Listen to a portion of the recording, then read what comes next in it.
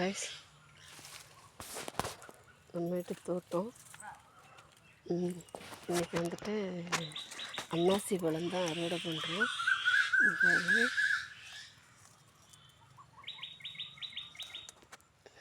இது நம்ம வீட்டு தோட்டத்தில் காய்ச்சது. இந்த செடியில் தான் காய்ச்சது. அன்னாசி பழம் பழுத்துருச்சு.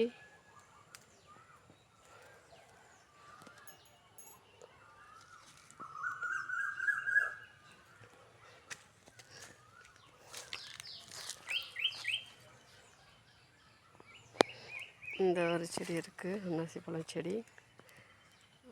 அந்த அப்பதான் குட்டியாக ஒன்று வச்சுருக்கோம். அந்த ஒரு செடி இருக்குது, அன்னாசி பழம் செடி.